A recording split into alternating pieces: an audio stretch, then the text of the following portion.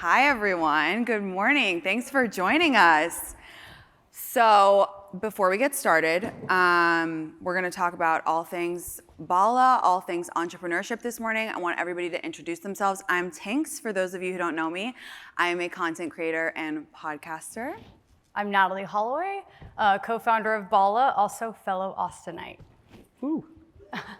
I'm Max Kislevitz. I am Natalie's husband. I'm also the co-founder of Bala. I'm Mark Cuban, entrepreneur, investor, owner of the Dallas Mavericks. You guys, so we're gonna do a Q&A for the last couple minutes of the panel. So you can ask questions by going to the South by Go app. And if you click engage, you can ask your questions there and we'll answer them at the end. Okay, so let's get started. For the next hour, we're gonna be taking you behind the scenes on how the team at Bala embraced an imperfect, iterative approach to take Bala from a back of the napkin idea to a globally recognized brand used by the likes of Kim Kardashian, Adam Levine, and you guessed it, Mark Cuban. Max, would you set the stage for those of us who might not be aware of Bala? Absolutely, and thank you. So quick informal poll. How many people have worked out before, ever, in your life? Even once, even half-heartedly, it counts. Keep your hands raised if you've ever felt bad about your fitness level. It's a lot of hands, right? I think we all know that working out makes us feel good, but ironically enough, the fitness industry has largely contributed to folks feeling unfit. You know, every commercial you see, it's this perfect Adonis-like body. Everyone's talking about weight loss and getting shredded, even if that's not your ambition. So it's no real surprise that, you feel some shame when you end a workout 10 minutes early or skip it or have 1, 2, 5 too many beers at South by, right? So Bala has tried to sort of change all that and really destigmatize the category. We've taken this really playful, sort of irreverent, are you seeing this photo here? This really sort of antithetical approach to this otherwise like super serious utilitarian category. Nat and I started the business 4 years ago, and the intent really was for it to be a side project. So we started the business 4 years ago, and actually today is our 4-year birthday. So it's all very, it's really serendipitous that we're even up here at South by, my hometown. But anyway, so Max and I, we were working in advertising. We met at an agency called 72 and Sunny. We were burning the midnight oil, working on global accounts. So it was really exhausting. We needed a break. So we decided to quit our jobs and travel the world. So it was on this trip that we were working out, we were doing yoga. We really wanted to sweat. And the class itself was super meditative. There was no sweat going on. So we started brainstorming, like how could we have tailored this class to our needs? How could we have leveled up, made it a little bit harder? We landed on the idea of added resistance. And of course that exists in like dumbbells, old school wrist weights. We started talking about wrist and ankle weights. And it was a really interesting product for us because everyone knows what they are. They're dated, they were ubiquitous in the 80s, and so we were like, what if we redesign it and kind of bring it back into fashion and make them cool again, make people like use this amazing fitness tool, but like out and about for a workout when they're on a walk. So we decided to redesign the wrist and ankle weight first, and Max literally drew it out on a napkin, and that's like the original sketch for Bala, and then we pretty much got to work. Amazing. Before we get too deep into Bala, Mark, tell us how you first knew you were an entrepreneur. What is the Mark Cuban origin story? I've been a hustler as long as I can remember. I grew up in Pittsburgh, and I remember, One Pittsburgh. I remember buying baseball cards, and I was a Pittsburgh Pirates baseball fan, and if I got a Pirates card, it was cool, and my friends felt the same way, so I literally would set up in a park and repackage these baseball cards so that I would tell everybody, one of these packs that has a Pittsburgh Pirate in it, then I'd mark it up, and that I started selling. And then a couple years later, I was watching my dad get drunk and play poker with his buddies, and I walked in saying, hey, I want a new pair of basketball shoes. And he was like, those shoes work. When you have a job, you can buy whatever you want.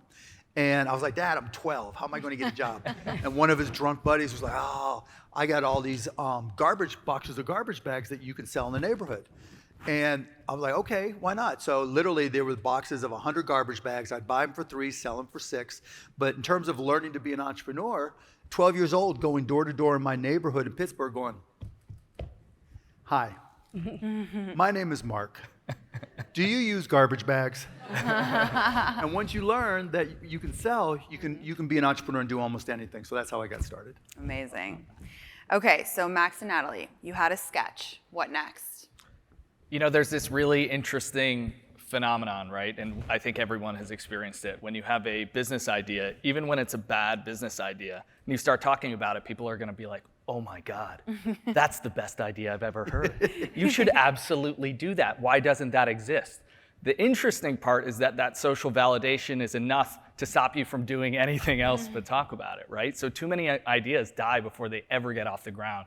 It had happened like way too many times actually to Nat and I. And so early we said, let's take the steps. It doesn't matter how small those steps are. And I think most critically for us, it doesn't actually matter if we know where those steps would lead. We weren't product designers. We knew nothing about product design.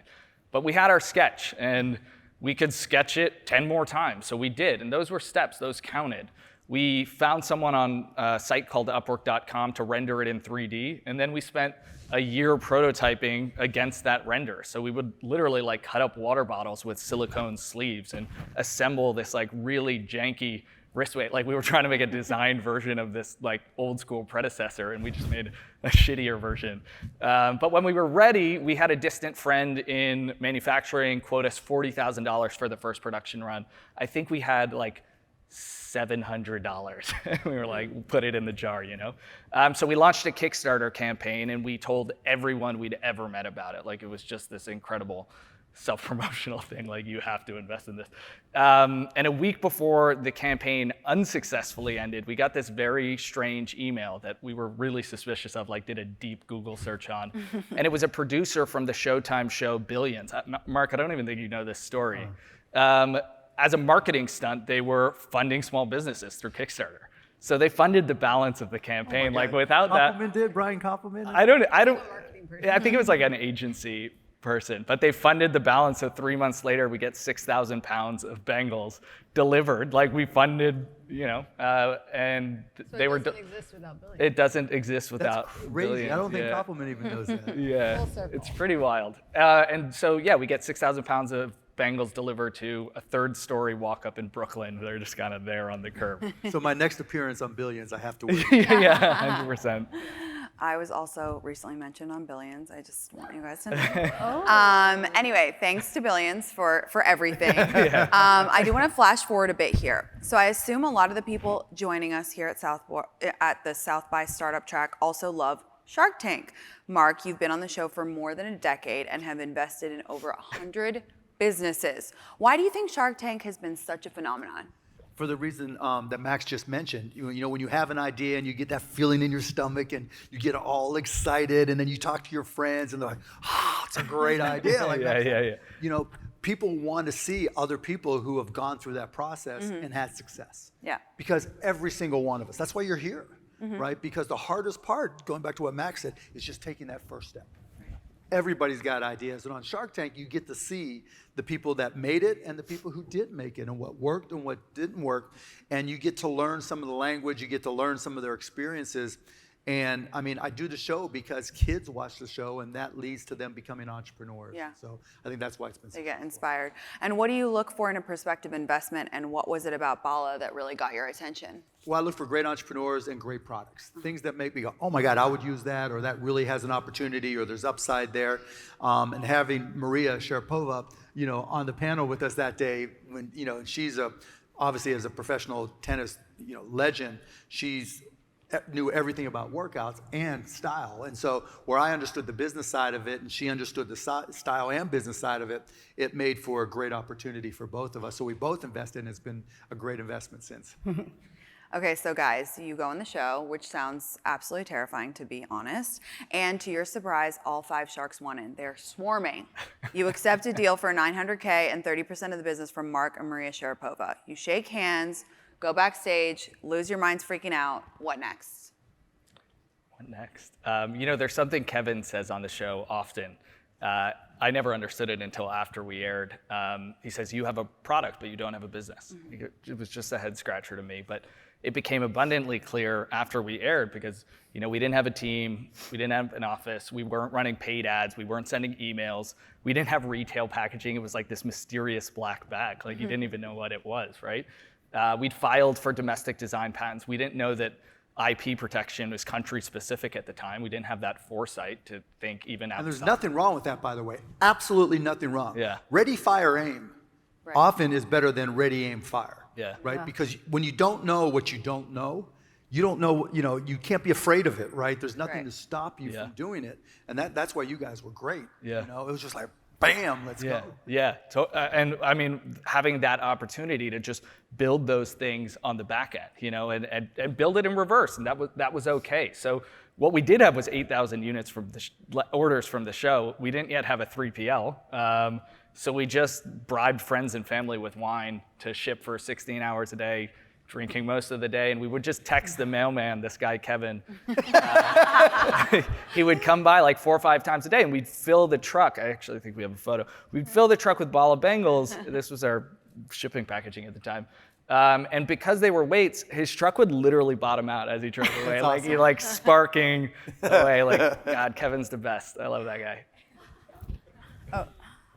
So I'll just add that basically it was February 28th of 2020 when we aired on Shark Tank.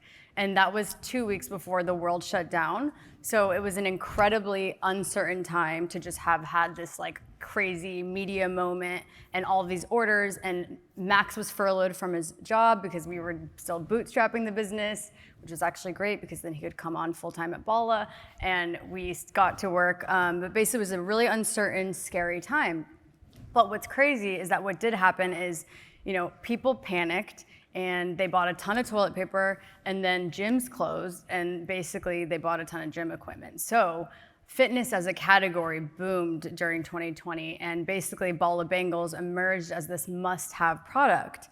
And it was like a really crazy year. We were sold out majority of the year in this vicious inventory cycle where like every time we would get orders in, we would have to ship them out that day. And they were going for $800 on Poshmark. So They're $50. yeah, they're $50. So it was just like a really incredible time of growth, but also a really scary time. And at the time, it was just myself, Max, 2 sisters, and a childhood friend, like trying to keep up. And I also got pregnant that year, so. I know. I was telling these guys yesterday. I actually remember when I first became aware of Bala Bangles, and I was telling my girlfriend, like, we've got to get these sold out bangles. Like, everybody's wearing them. We have to have them for quarantine so we can go on our walks. And we couldn't find them anywhere. They were constantly sold out. So Mark, what did you make of all this growth? I mean, I liked it. Part 2, the scary part, is once you actually start that business, you worry, will you get sales? That wasn't their problem.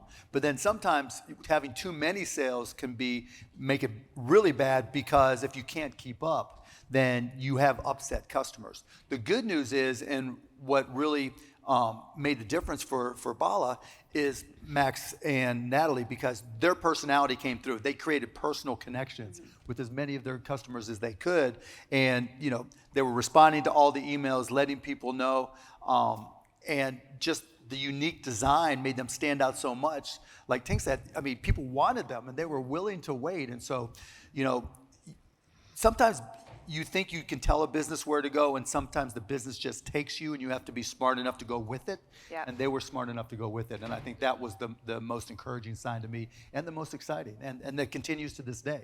You can't, in a design business, it's hard to listen to your customers because the customers don't think about what I want next, right? The customers want you to come up with amazing ideas that take them where they want to go. And so that's the challenge part of it. But they've been able to more than beat that challenge because they continue to innovate, and that's important. Yeah, absolutely. So Bala is everywhere on social. Celebrities wear them, from Reese Witherspoon, Jessica Alba. You guys are selling in Goop, Free People, Saks, and Nordstrom, and you've expanded internationally. How did you guys do that? So, click that. The moment that we posted, She stole my picture. That's exactly the way I posted I mine. know, you were the inspo behind it. The moment that we posted a woman wearing heels and bangles, People lost their minds. They loved it. Some people loved it. Some people hated it. They hated it because they were like, why is she not wearing black spandex and sneakers? This is impractical. But the people who loved it, they felt like the brand was finally like speaking to them. So what we learned is to experiment, and we experimented a lot. And through that, we learned what resonates with the customer. And mistakes were part of our process. And we truly value progress over perfection. So we just like did a lot. But basically all this to say, I want to ask Tinx a question because you are really good at not showing just the perfect you. You show all the flaws, you show emotion or therapy selfies. So I want to hear about that and what that means for your brand, and like tell us about that. Yeah, I just kind of felt like, especially with the pandemic, people were tired of seeing the highlight reel. People were tired of seeing only, you know, these perfect influencers with their rock hard abs and their perfect boyfriends and they're always on vacation. I just felt like that was outdated and kind of, you know, not only not relatable, but also just kind of boring in one note. And so when I started doing this, which was again 2020, when I started doing social media, I just felt like, you know, when someone follows me, I honestly view it as they're making an investment in me, and it's my job to deliver entertainment every day. And I wanted to deliver more of a 360 view of my life, the highs and the lows, because I felt like I owed it to my followers, and I wanted to show that. And I thought it was more interesting to show the reality of my day-to-day versus just being like, oh my God, I'm at South by with Max and Natalie and Cuban. Like, I'm like, oh, you know, I'm hungover this morning. Like, I got to tell people that so they know the reality of the situation. So yeah, part of it was strategic. Part of it was just my natural instinct to be honest and just to go for it. What about therapy selfies? You know, I really believe in therapy. I really hope everybody has someone to talk to or tries to get someone to talk to. I'm a fierce advocate of mental health awareness, and I think, you know, we do care so much about our bodies. We do, you know, we buy Bala Bangles, we go to the gym, we go to SoulCycle, we do all this stuff. Like, you know, our brain is arguably our most important organ. We should be proud of taking care of it. We should be proud of the upkeep that we take for our mental health. So people post gym selfies. Why not post a therapy selfie? And by the way, sometimes I go on a walk with my Bala Bangles while I'm doing therapy because I'm all about efficiency. I love to do 3 things at once. So I'm toning my arms and helping my brain at the same time. So yes, I love a therapy selfie. Okay, so Mark, outside looking in, yours is an incredible success story. It looks pretty damn perfect. What don't we know? What mistakes have you made along the way that you're better off for? I'll just simplify it. I'm a fuck up.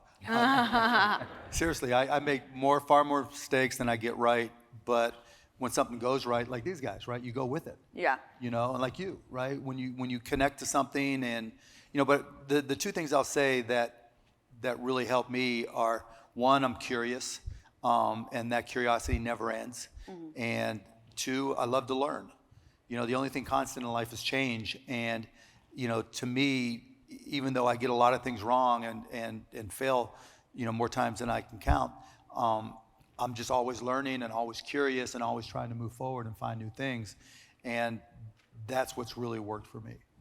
Yeah, I agree. I had a professor in college who said, you know, sometimes when people say follow your passion, it can feel overwhelming because you don't know what your passion is all the time, right? But he said follow your curiosity, and that will really keep you in a good way. The biggest lie people tell themselves is follow your passion. I agree. Yeah. That's the biggest mistake. Look where you spend your time. Yeah. Right? Things you're curious about, right? That's where you spend your time, and that's where you'll have your most success. Yeah. I that's definitely with this new career that I have, that's just been my North Star, is just constantly following, well, maybe I'll try that. Well, I'm kind of interested to do this. I'm curious to do that.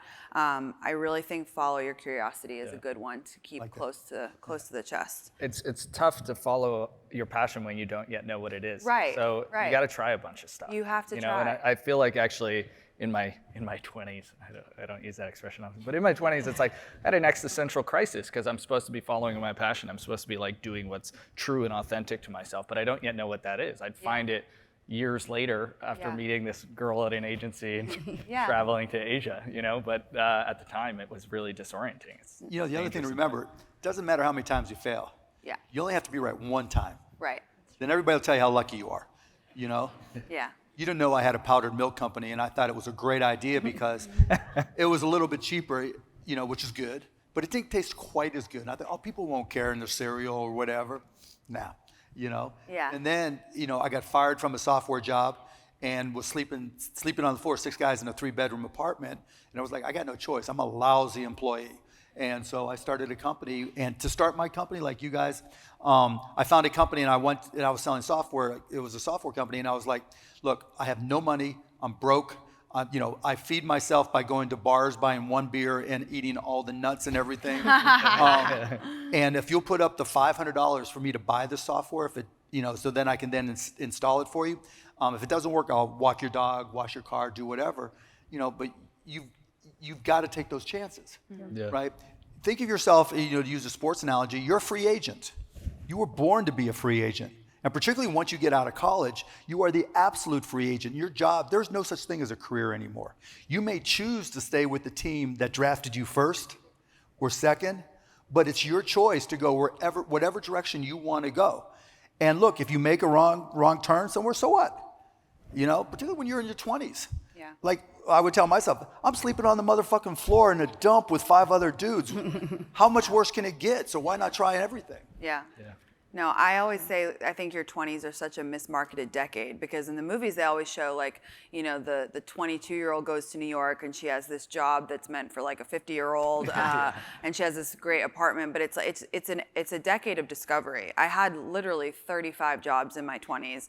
I did everything under the sun, every different field I tried, and you have to try. You have to try, because learning that you don't like something is as important as finding out that you do like something, especially when you're young. So don't be afraid to try and fail and not like something.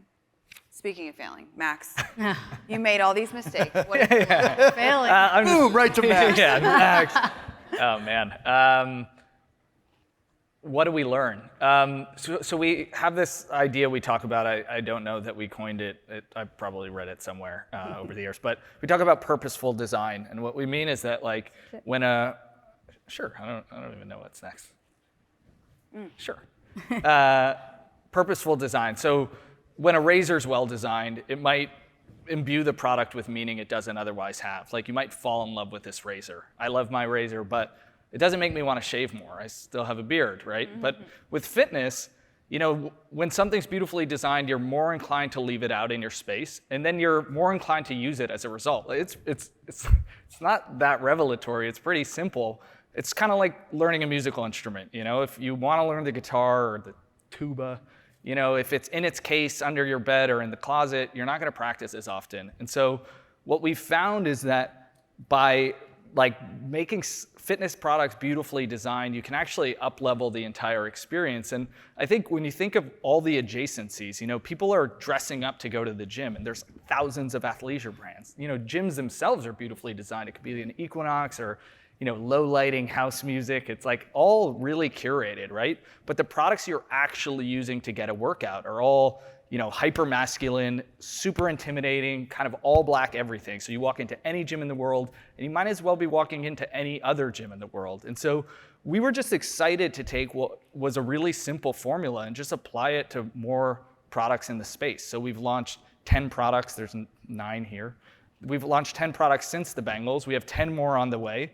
And none of them come with a plug, which is heresy to say at a tech conference. But for us, it's not about the quantification of your every move, but how do you up-level the experience? How do you make it more inspirational than intimidating? And we're just excited about having sort of taken this really convoluted approach through wrists and ankle weights to discover what we feel is a much bigger opportunity. And let me just add to that. It's brilliant not to have a plug. Mm-hmm. When everybody else is having a plug, anybody who really knows technology knows that this thing in your phone, you'll be able to take a picture of whatever device you're going to be wearing, and it'll track the movements of your body and figure out what you're wearing and what you're doing. and to take away from the design, because people over-techify every gym device right now, Yeah. when that's absolutely not necessary anymore. Maybe 5 years ago, 10 years ago, it was a good move. Now it's done. Yeah.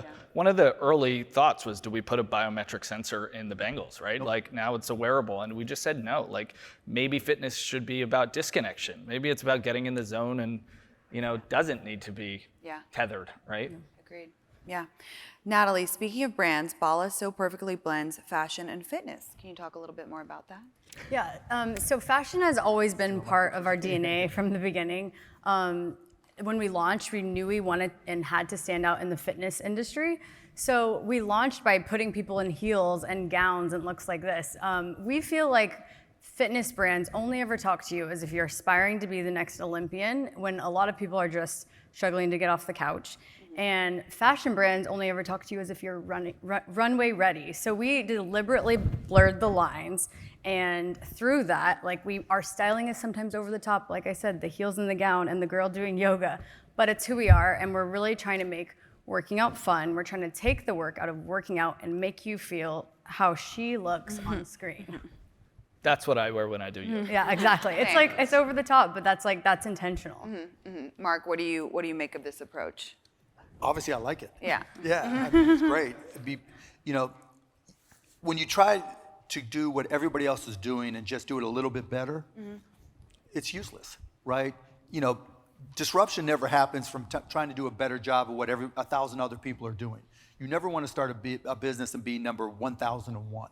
You don't want to be the Uber of. You don't want to be this of. You want to be yourself. You want to be your own unique brand, so that when everybody's on this side, you're over on this side, and people are going, oh my goodness. Yeah.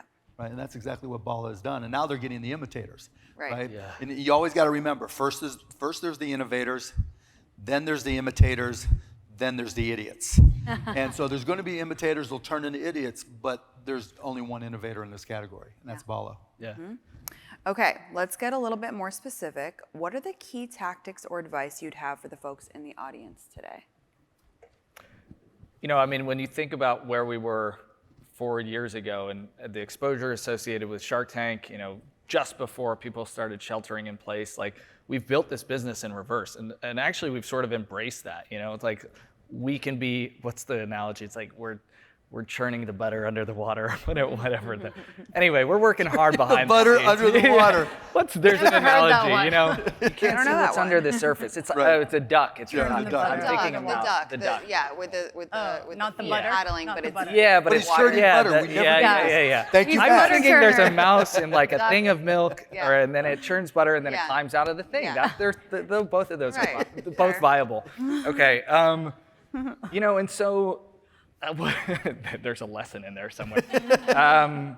For us, we've built this business in reverse. The only money we've ever raised is the money through Shark Tank, but I think we've had this kind of constant revelation around a big idea can be embedded in a much smaller idea, and in this case, a smaller idea from the 80s. I think there's I'm gonna butcher another one. There's this Chuck Close quote, the painter, around the idea is in the process, it's in the work.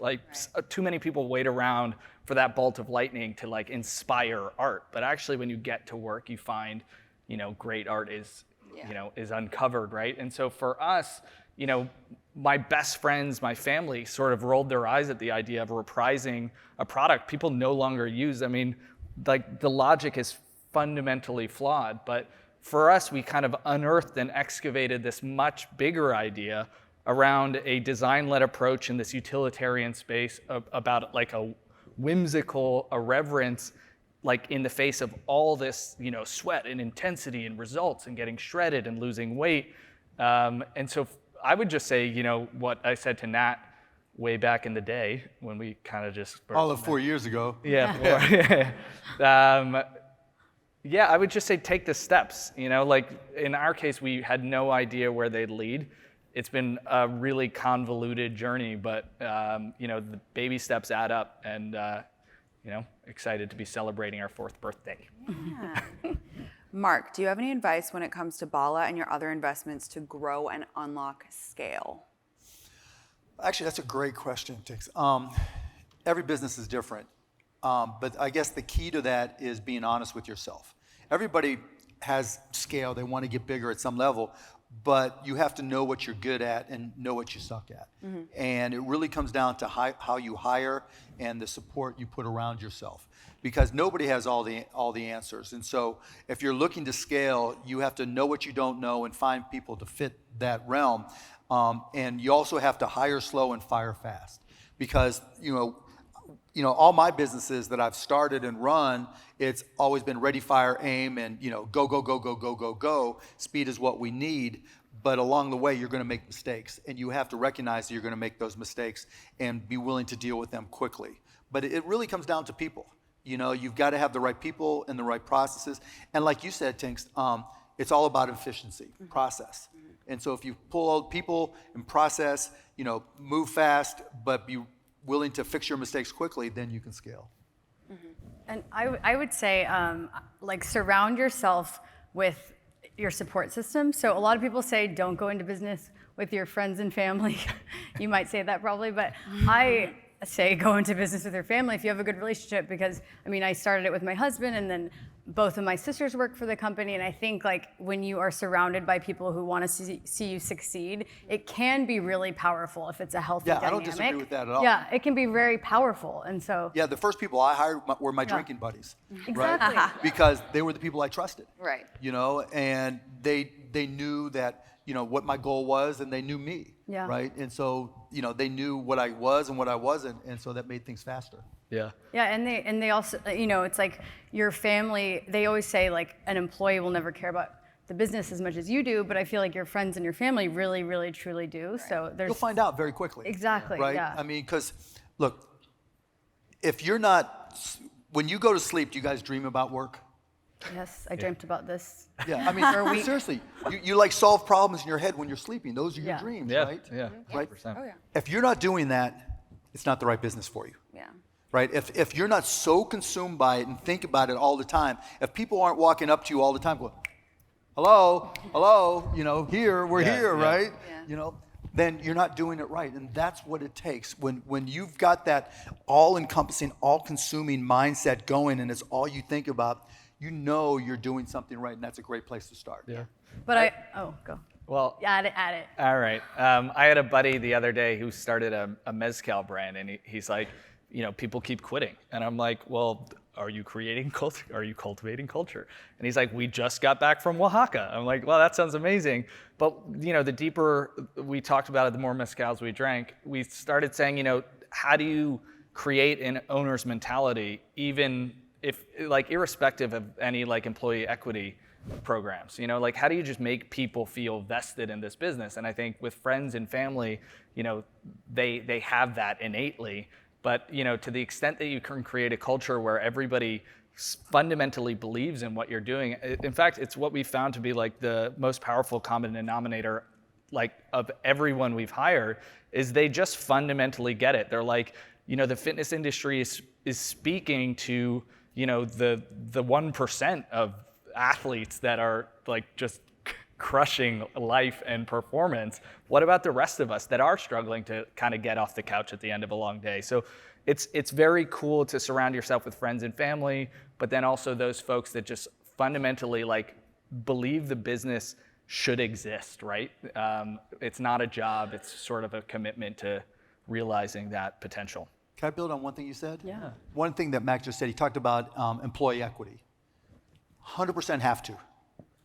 If you don't give your employees equity, quit now, right? Not just because they earn it, not just because your success is going to be built on the people around you, but as a country, as a world, the one way to end income inequality is by hiring people and giving them equity. Because there are a lot of people in this world who don't have appreciable assets, like stock in companies, who can't benefit directly from the scale that comes with owning equity. And so you got to give stock, equity, tokens, whatever your organization is, to all of your employees. And not only will they work harder, but you will have an impact. When we sold broadcast.com, out of 330 employees, over 300 became millionaires. And they in turn invested in others who invested in others. And so you create a platform that allows people to change their lives and also change the lives of others, because you want to change the workout industry.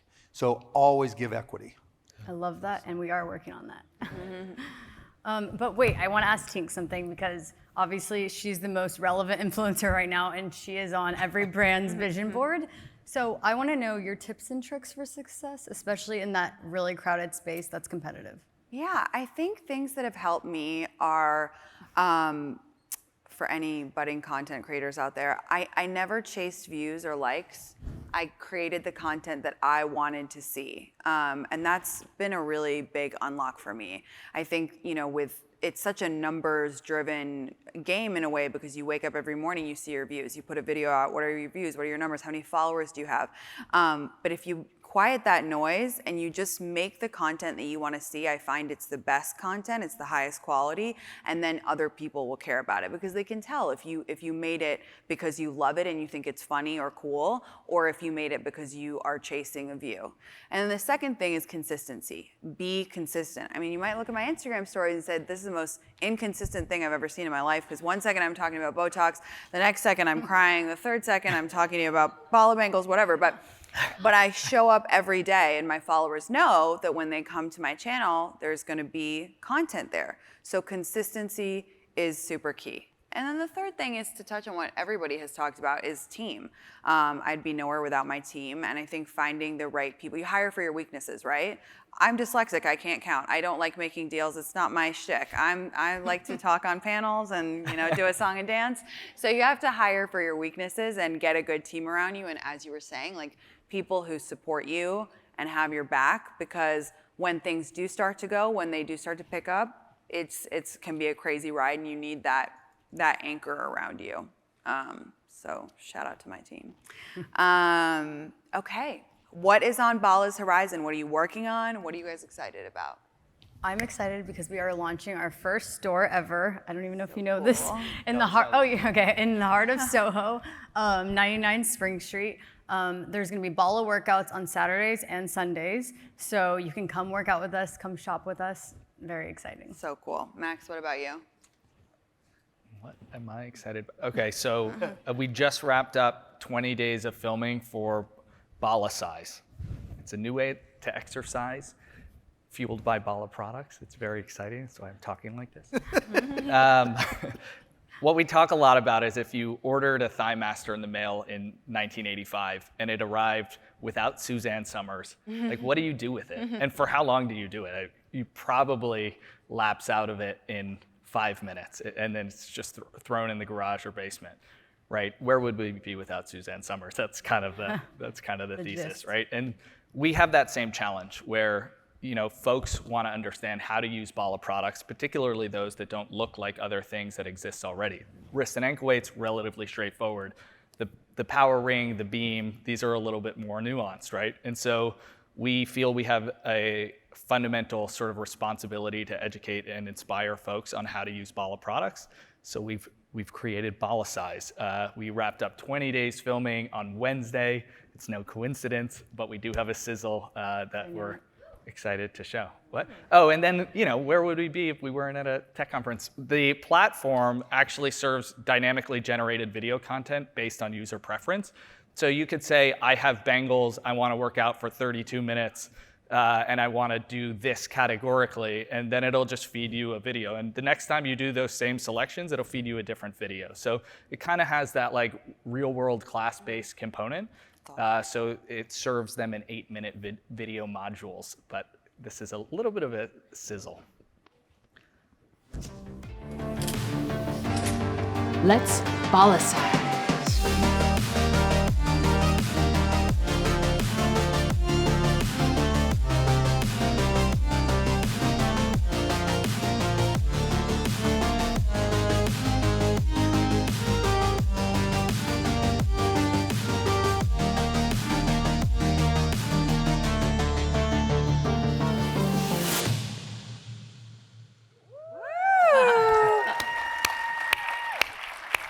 Wow, I'm so obsessed. I'm so excited for that. I think we're gonna move to the Q&A portion. Cool. All right.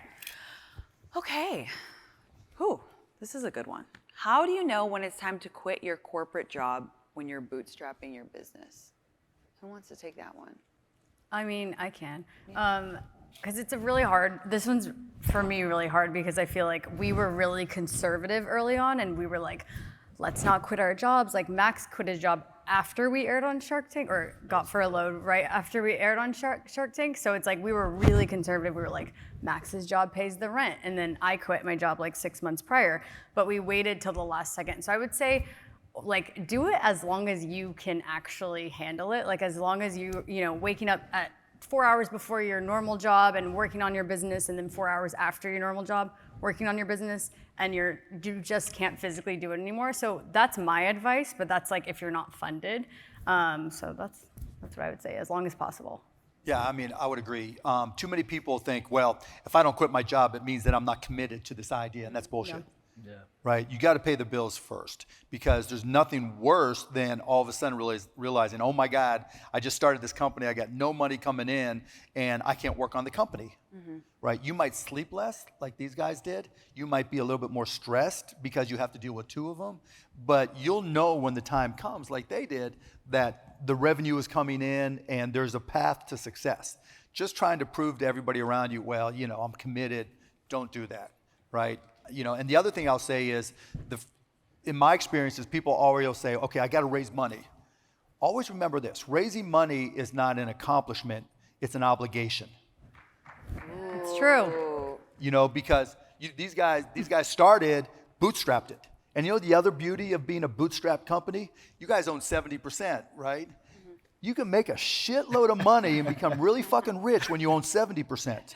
There's been companies that have sold for billions of dollars where the entrepreneurs own 0.5% because they've raised so much money. Now, 1% of a billion is still a lot of money, but 70% of a billion is a whole lot more. Yeah. I would also add, I think there's like sort of broken psychology around like the job preventing you from being successful. We, for a long time, looked at it as my job's funding Bala. Yes, right? yeah, Like, 100%. Right? Yeah. And And so it it's was. like, so I white knuckled that job. Like, you know, I'd be sort of like thinking about Bala all day in this job. Yes. But it was funding it. You know, it made it possible for us to know for sure that this was going to be a viable business. I remember actually quitting my job. And I'm like, you don't understand. We might do like $3 million in revenue this year. And I was like, and we ended up doing considerably more than that. But yeah, it was.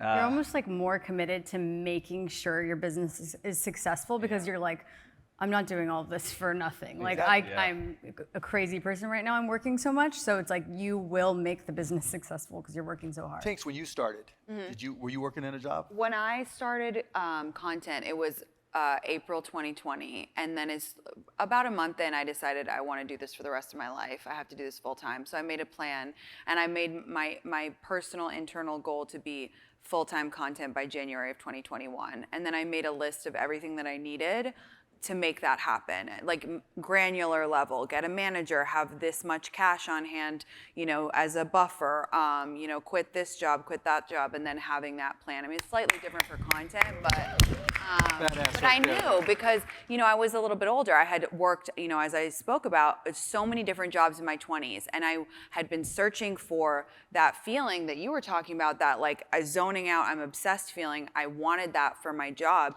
and when I started content, I was like, this is it, now it's go time. And so I harnessed everything that I learned and all my 67 jobs that I've had prior, and I was like, I'm gonna do this, I don't wanna waste any time. It's slightly different for content, but yeah, you make a plan, you get everything in place, and then you just go. So, all right, for the panel, what's the worst business move you've made but taught you the best lesson? That's a great question. That is. I have a good one. I have one that you're tying in, Mark, right? Yeah, okay, so maybe I won't name the retailer, but we were like, oh, we got this amazing PO, it's like $2 million, like, got this retail PO, like, we're gonna go do it. And Mark was like, you probably shouldn't do that. Like, for many reasons, you gotta like start slower, see if it's a fit, you're gonna be out all of this cash. We were like, okay, we're not gonna take Mark Cuban's advice, and we just did it. And it turns out that was not the best advice because it wasn't an amazing retail fit. So we were kind of out a lot of cash, like it ended up working out, but it's a lesson we learned because now it's like we do go slower. Like the pandemic, every retailer wanted in, and we said yes, yes, yes, yes, yes. But some of them, like, you know, I guess I can't name names, don't really make sense. And so now we are very strategic in the retailers that we're in, starting pretty much like this year, and we're going like deep with certain retailers, but not as wide. So I think that was like a very, very valuable lesson. Is that what you were gonna say? Exactly. I'll just draft off that a bit. Like, there's a misconception, right? Like, success for a CPG company like ours is expensive, and floating the cash was a very difficult early lesson. And I think that was sort of like Exactly what I told you. The hardest Right, we're gonna the listen hardest from now lesson on. to learn. But yeah, like being selective about like the speed at which you grow. I think there's like this romance around hyper growth, like growth at all costs. But like, I'd rather be the sustainable company that's around 10 years from now than the one that flares out in 10 months, right? So I think we've learned those lessons whilst getting our feet under us. But that was, Mark, you were right. You were right. What was that? I missed that. I'm sorry. yeah. Do you have a Yeah, I've got so many of them, but probably fire away. the most compelling one is I wasn't nice enough. Huh.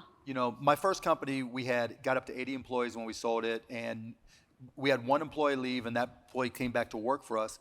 But it took my partner at the time, actually in my next business, saying, you know what, when you're going full speed, you can be a dick, right? Because if someone didn't, in my mind, use common sense, I would get mad. I would get frustrated because I'm trying to go, go, go, go, go.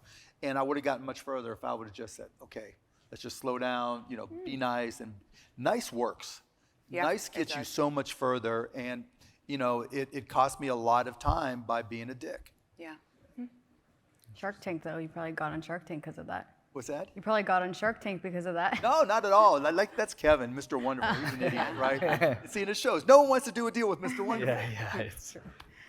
I have one. As I've said 14 times already, I had so many different jobs in my 20s and never really found my thing. And one learning I had last year was, I was experiencing all this success and all these brands were reaching out, and I really tried to stay true and only work with great brands that I loved. But I actually did too many deals last year because I think, I was coming off of like not having a job or doing odd jobs, and I was just so blown away by the offers that I was getting, and to be frank, like the money that I was being offered, that I said yes to everything. And that was a big learning for me, because not only did I burn out and feel like the quality was a little bit less on some of that content, it just didn't feel true to me. So how I fixed that was this year told my team I want to do half the deals for double the money. So That's my a lesson goal for this year. everybody. I've got a couple companies now. I'm saying, look, your product's in demand.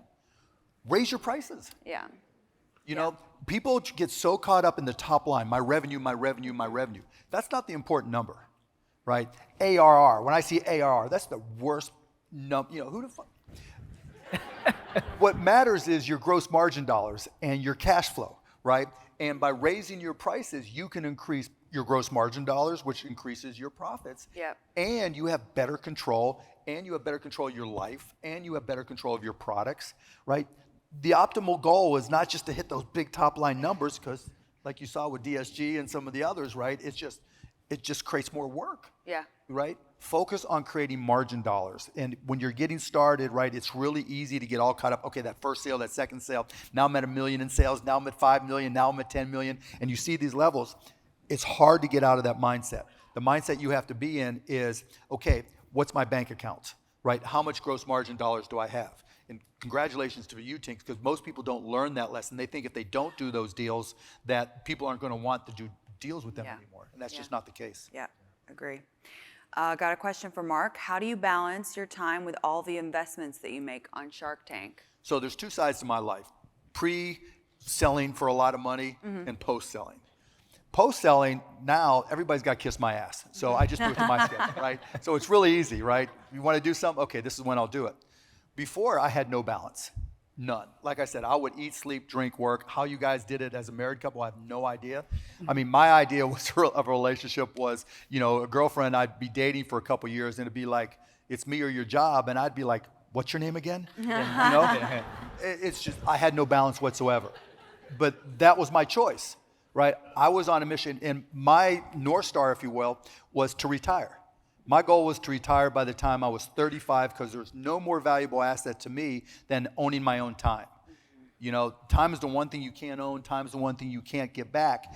And so, you know, I did it by the time I was 30, bought a lifetime pass on American Airlines, traveled all over the world and partied like a rock star. And that, to me, it was worth the trade-off. And then once I got where I needed to be, you know, financially, then I could settle down, have kids, and do the whole thing, and I was ready for it. Yeah. It's good. So it's hard to have balance. You've got to be really talented to make it all work. I'm struggling with balance a little bit right now.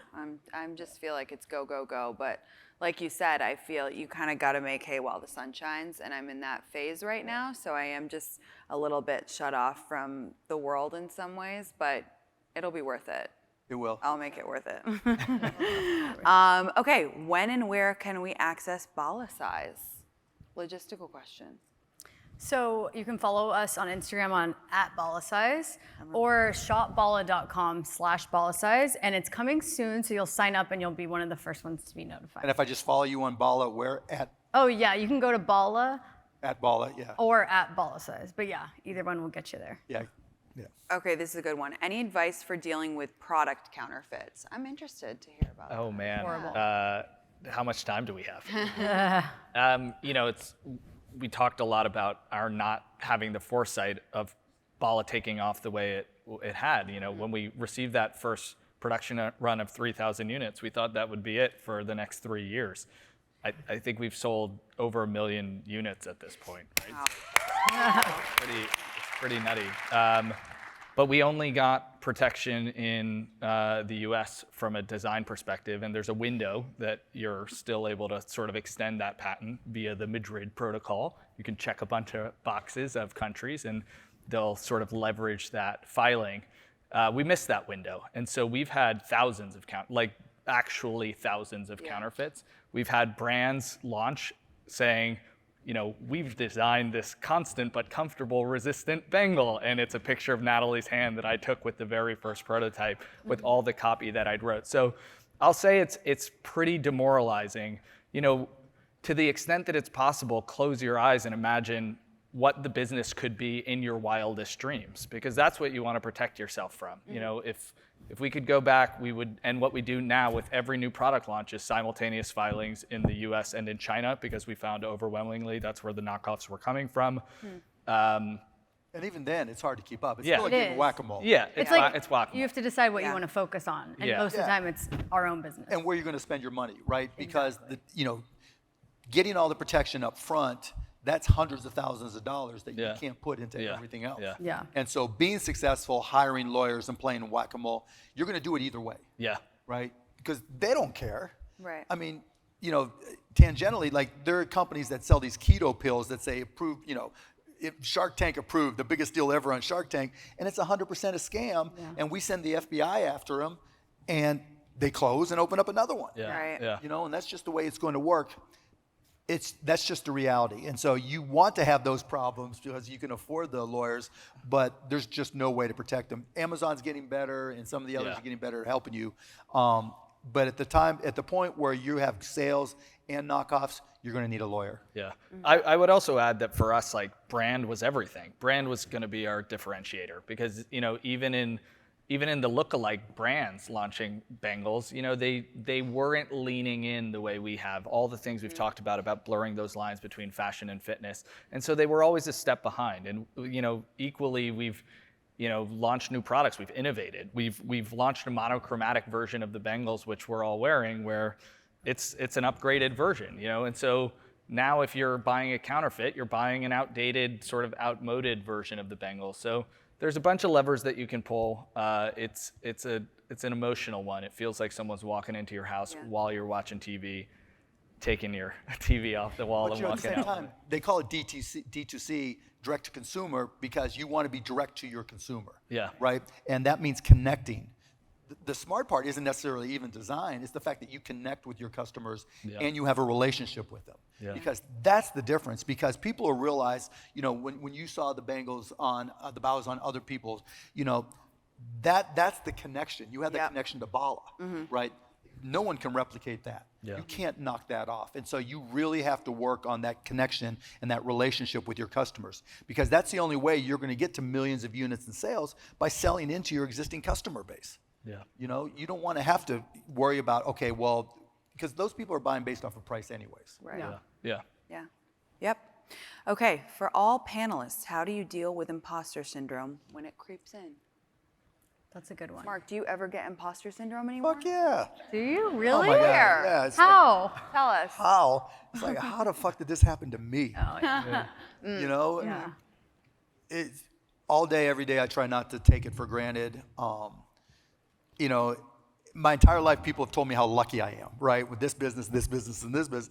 And so, you know, and I'm always so competitive that, you know, I used to be the youngest, now I'm not. So now I want to kick all the ass of all the young people that I was saying, right, you can't get it done. And it's just always just trying to reprove myself. Not that I need to prove to anybody else, but just prove to myself that I can still compete. And that curiosity, that push, you know, that's why I keep on doing it. But yeah, I mean, I can't even tell you how many times it's happened where it's like, what the fuck? You know, how did this happen? And you question yourself. But Yeah. that's where you keep, like you talked about, you just keep on going, you have your plan, Yeah. and you keep on running it. Nobody knows what they're doing. That's what I would say is like, you know, really as I grow up, I realized like very few people are like, yeah, I'm 100% supposed to be here. I know exactly what I'm doing. I deserve to be here. Very few people have that notion. So you have to fake it. Like I really do believe in faking confidence if you don't have it, and just in saying like, you know, yeah, I'm supposed to be here. I have a seat at the table. I get imposter syndrome all the time. Sometimes I wake up and I'm like, Jesus Christ, how many people are following me? Like, how many people care what I ate for breakfast this morning? But then you're like, no, I got this. It's fine. I got this. You just fake it till you make it. I do believe in that. Yeah. I mean, I would just say that I so deeply believe in what we're doing, and that is largely a private exercise. So Yeah. sure, I feel it in public forums. I'm kind of an introvert, but it's like 1% of the reality of working on Bala 24/7. So it happens. I don't necessarily deal with it. I just kind of Yeah. Mine, I would say, is just like a lot of self-talk, like trying to remind yourself any of your accomplishments. You're like, okay, I do belong here. So that's probably mine. But I want to ask you one of these questions that's for you, because I'm sure Ignoring everybody that knows. question. But I don't know if like my dad knows. So what's a rich mom walk? Okay, so for those of you who don't know, I do these characters, these rich mom starter packs. I'm part of my content. And a rich mom walk is a walk that you take for yourself. I like to do it in the morning. It can be 5 minutes, it can be an hour.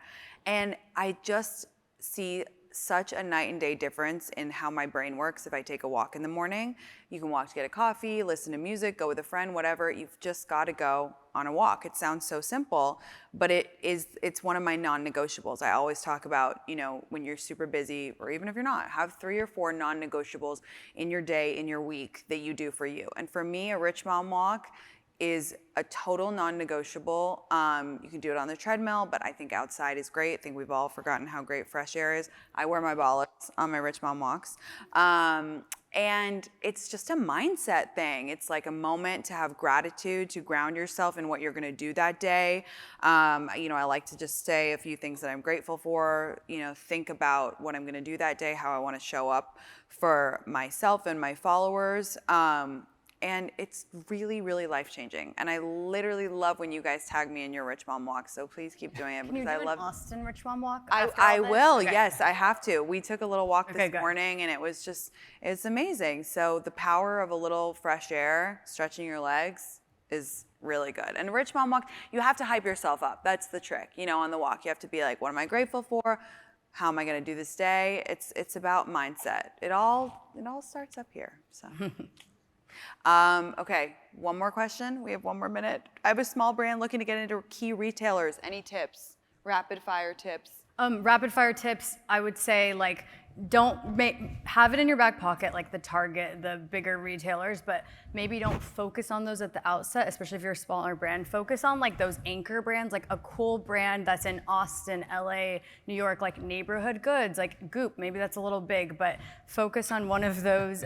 Make a long list of those cool brands and just like stalk the buyers. Like we got in Bandier by he LinkedIn the buyer. I think we got into Free People by we tagged her in a photo, the buyer on Instagram. So really just like stalk the buyers and make sure you get the product in their hands, because if they love it, they're gonna buy it. It's really just about getting them. Persistence. And a numbers game. Like don't just like focus on 10, like focus on 100 and get into 2. Yeah, love that. Guys, that was amazing. Give it up for this amazing panel.